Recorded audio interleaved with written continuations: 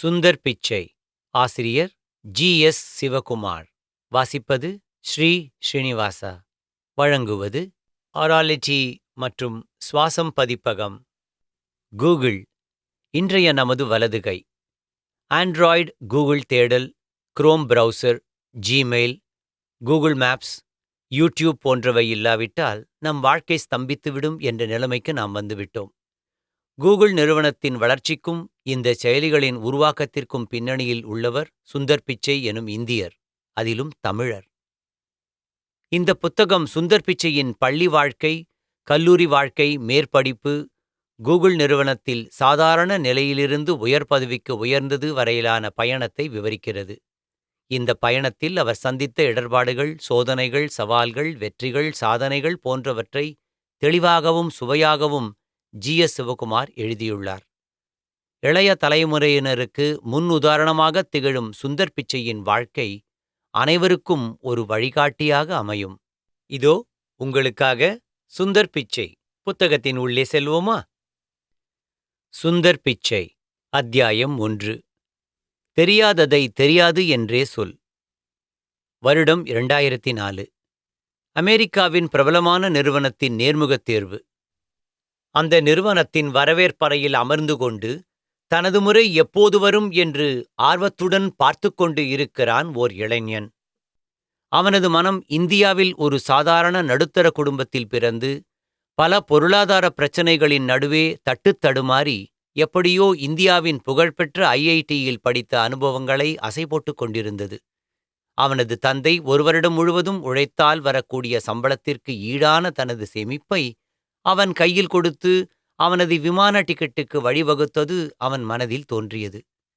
எப்படியெல்லாம் கஷ்டப்பட்டு உழைத்தார் அவர்! அமெரிக்கா சென்று படிக்க அவன் கண்ட கனவை நனவாக்க எத்தனை சிரமப்பட்டார்! குறைந்த சம்பளத்தில் குடும்ப பராமரிப்பை செய்து கொண்டு பிள்ளைகளின் படிப்புதான் முக்கியம் என்று நினைத்து அதற்காக அவர் சுமந்த பாரங்கள். அதனை நினைத்தவுடன் விழியோரத்தில் எட்டி பார்த்த கண்ணீரை யாரும் பார்க்காத வண்ணம் துடைத்துக் கொண்டான் அந்த இளைஞன். ஐஐடியில் பிடெக் படித்துவிட்டு படாத பாடுபட்டு தன் கனவு தேசமான அமெரிக்கா வந்து அங்கே எம்எஸ் மற்றும் எம்பிஏ படித்து பாஸ் செய்துவிட்டு ஆரம்பத்தில் ஒரு சிறு நிறுவனத்தில் பணிபுரிந்து பின்பு புகழ்பெற்ற கன்சல்டிங் நிறுவனமான மெக்கன்சியில் பணிக்குச் சேர்ந்தான். தற்போது இந்த புகழ்பெற்ற நிறுவனத்தில் நுழைவது மிகப்பெரிய மாற்றமாக இருக்கும் என்று அவன் நம்பினான். அதுவும் ப்ராடக்ட் டெவலப்மெண்ட்டில் மேலாளராக நுழைவதற்கு அமைந்த அற்புதமான சந்தர்ப்பம். வாழ்க்கையில் எப்பொழுதாவதுதான் இப்படிப்பட்ட சந்தர்ப்பங்கள் அமையும். கோட்டை விட்டால் இதுபோன்ற அடுத்த சந்தர்ப்பம் கிட்டுவதற்குள் பணிக்காலமே முடிந்தாலும் முடிந்துவிடலாம். இப்படியெல்லாம் நினைத்துக்கொண்டு தனது நேர்முக அழைப்பை எதிர்பார்த்து அமர்ந்து கொண்டிருந்த இளைஞனுக்கு வந்தது அழைப்பு. ஆவலுடன் உள்ளே செல்கின்றான். அவனை நேர்முகத் தேர்வுக்கு அழைத்த உயர் மேலாளர் பல நேர்முகத் தேர்வுகளை நடத்தி நூற்றுக்கணக்கான விண்ணப்பதாரர்களை நேர்முகம் செய்து அவர்களது திறமைகளை மட்டுமல்ல, அவர்களது எண்ணத்தையும் விரல் சுடுக்கும் நேரத்துக்குள் கணக்கிடுவதில் வல்லவர். 5 நிமிடம் நேர்முகம் செய்தாலே வந்திருப்பவனது ஜாதகத்தையே கணித்து அவன் தன் நிறுவனத்துக்கு ஏற்றவன்தானா என்று தீர்மானிப்பதில் நிபுணர். முதலில் சில சாதாரணமான கேள்விகள்.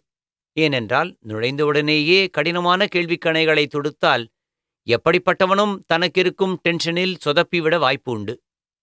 அவனுக்குள்ளே புதைந்து கிடக்கும் திறமைகள் வெளிப்பட முடியாமலேயே அவன் வெளியேற வேண்டி வரலாம். இதனால் நஷ்டம் அவனுக்கு மட்டுமல்ல, அந்த நிறுவனத்துக்கும் தான். இப்படி தொடக்க நிலை வார்ம் அப் கேள்விகள் முடிந்து சற்று சீரியஸான கேள்விக்கணைகள் தொடர்ந்தன. இளைஞனும் சளைக்காது பதில் கொடுத்து கொண்டே வந்தான். அப்போது வந்தது ஒரு கேள்வி. உங்களுக்கு எங்கள் நிறுவனம் இன்று அறிமுகப்படுத்தியிருக்கும் ஜிமெயிலை பற்றி என்ன தெரியும்? அதன் குணங்கள் மற்றும் குறைகள் என்ன? அதை குறித்து உங்கள் ஆலோசனை என்ன? இளைஞனுக்கு சற்றென்று ஒரு பொறி தட்டியது. இன்று ஏப்ரல் 1ஆம் தேதி ஆயிற்றே. ஒருவேளை நம்மை ஏப்ரல் ஃபூல் ஆக்க திட்டமிட்டு இந்த கேள்விக்கணையை தொடுக்கிறாரோ? அவனுக்கு இந்த எண்ணம் வந்தது ஒரு வகையில் நியாயமே. ஏனென்றால் இப்போதெல்லாம் நேர்முகங்கள் வெறும் கேள்வி கேட்டு பதில் பெறும் சடங்குகளாக இல்லாமல் வந்திருப்பவரின் மனோநிலையை பரிசோதிக்கும் யுக்திகளாக மாறிவிட்டிருக்கின்றன. சில சமயம் திடீரென்று ஒரு புத்தகத்தை எடுத்து அதில் காணப்படும் சித்திரத்தை காண்பித்து, உனக்கு இதை கண்டவுடன் என்ன மனதில் தோன்றுகிறதோ அதை அப்படியே சொல். நேர அவகாசம் கிடையாது என்பார்கள். வந்திருப்பவர் தனது முதல் எண்ணமாகச் சொல்வதை இந்த நேர்முக குழுவில் இருக்கும் ஒரு மனோதத்துவ நிபுணர் ஆராய்ந்து, இந்த மாதிரி இவன் எண்ணம் ஓடினால் இவன் எப்படிப்பட்டவனாக இருப்பான் என்று ஒரு கணிப்பு செய்து, இத்தகையவன் நிறுவனத்துக்கு ஏற்றவன்தானா என்று பரிந்துரை செய்வார். இது போன்ற விஷயங்கள் இளைஞனுக்கு அத்துப்படியாகிவிட்ட காரணத்தால், மனிதர் ஏப்ரல் 1ஆம் தேதி அன்று ஏதோ பொடி வைத்து பேசுகிறார், நாம் சட்டென்று வலையில் விழுந்துவிடக்கூடாது என்று தீர்மானித்து, ஜிமெயிலா, நான் அதை பற்றி ஒன்றும் கேள்விப்படவில்லையே என்று பதிலளித்தான். 20 அல்லது 30 வருடங்களுக்கு முன்னால் நேர்முகம் என்றால் 2 சுற்றுகளில் முடிந்துவிடும். மிஞ்சிப்போனால் 3வது சுற்றில் முடிவுக்கு வந்துவிடும். தேர்வு செய்யப்பட்டாரா இல்லையா என்பது தெரிந்துவிடும். ஆனால் இப்போதெல்லாம் தேர்வுகள் 4 அல்லது 5 சுற்றுகள், குழு விவாதம், குரூப் டிஸ்கஷன் என பல சுற்றுகள் உள்ளன. நம் இளைஞனுக்கும் அப்படித்தான் ஆகியது. அடுத்த சுற்று நேர்முகத் தேர்வு தொடங்கியது. அப்போதும் பலதரப்பட்ட கேள்விகள். அவனது படிப்பு சம்பந்தமாக, அனுபவம் சம்பந்தமாக, உளவியல் சம்பந்தமாக என்று இப்படி பல சோதனைகள். நன்றாக பதிலளித்துக் கொண்டே வந்தவனிடம் மீண்டும் அதே கேள்வி. நிறுவனம் அறிமுகப்படுத்தியிருந்த ஜிமெயிலை பற்றி உங்கள் அபிப்பிராயம் என்ன? நம் இளைஞன் இப்போதும் அது தான் விழுவதற்கிடப்பட்ட வலை என்றுதான் நினைத்தான். மீண்டும் தனக்கு அதை பற்றி தெரியாது என்று பதிலளித்தான். இப்படி 4 சுற்றுகள் கடந்து விட்டன. ஒரு திறமையான பேட்ஸ்மேன் எப்படி எல்லா திசைகளிலும் பந்தை விரட்டுவானோ அப்படி விளாசித் தள்ளுகிறான் இளைஞன். ஆனால் இந்த கேள்வி வரும்போது மட்டும் தடுமாறி விடுகிறான். இறுதியில் நேர்முகத்தை நடத்தியவர் மீண்டும் அதே கேள்வியை கேட்டபோது நம் இளைஞன், நான் அதை உபயோகப்படுத்தாத காரணத்தால் அதை பற்றி ஒன்றும் கூற முடியவில்லை என்று நேர்மையான பதிலை அளித்தான். அதிகாரியோ தனது லேப்டாப்பை திறந்து அவர்களது ஜிமெயில் புத்தகத்தை அவன் பக்கம் திருப்புகிறார்.